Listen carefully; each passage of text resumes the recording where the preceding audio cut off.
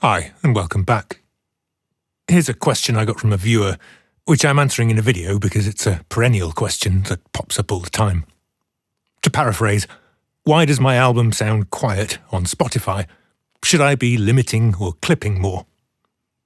Now, I'm not actually a Spotify subscriber these days, so I listened on Tidal and grabbed a recording of the album exactly as it comes off Tidal with loudness normalizing enabled. Here's the waveform.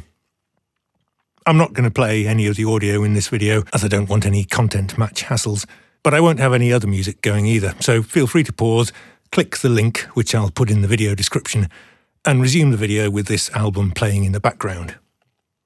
So first of all, we can see that the audio was originally louder than it's playing on Tidal. Clearly it's been limited, and I'm going to assume that the limiter ceiling was originally up near full scale, so Tidal has turned this down.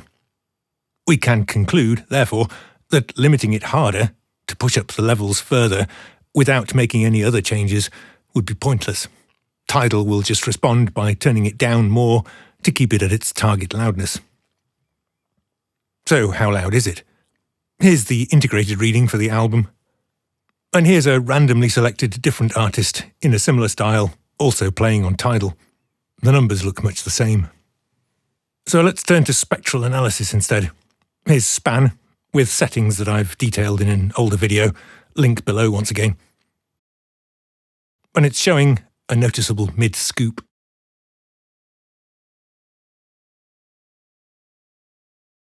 Here's a different song. Not such a big scoop this time, but still a noticeable dip in the upper mid-range. Here's the thing. The mid-range is where loudness mostly lives, and especially the upper mid-range where our hearing is most sensitive. A mix with the mid scooped like this is always going to seem quieter than a mix with the mid-range forward and in your face. But I'm not saying that this is a flaw or a mistake. Quite the contrary. I think Sophie has done a good job with the production, and whether consciously or not, has scooped that mid-range for musical reasons to create a smoother mix with no harshness. And this is absolutely a valid musical choice. The fact that it might make it seem quieter in a direct comparison to a completely different mix shouldn't really be a consideration. So what? Here's that random other mix from earlier.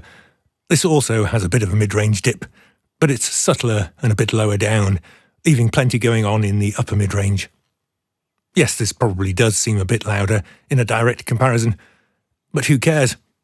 It seems more aggressive and abrasive sounding as well, something Sophie specifically wanted to avoid. That's more important, right? I've said it before, but it bears repeating.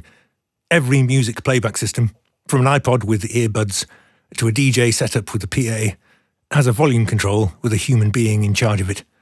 No one listens to music any louder than they want to, so making your mix louder is pointless. And no one listens quieter than they want to either, unless perhaps they've just been shouted at by their mum. So it doesn't matter if their volume control ends up a bit higher for your album, right? In fact, inducing them to turn up their own volume knob is the only effective way to make your mix louder, and always has been. So really, if you focus on making it sound good, you can stop worrying about loudness. That will take care of itself. That's all. Thanks for watching.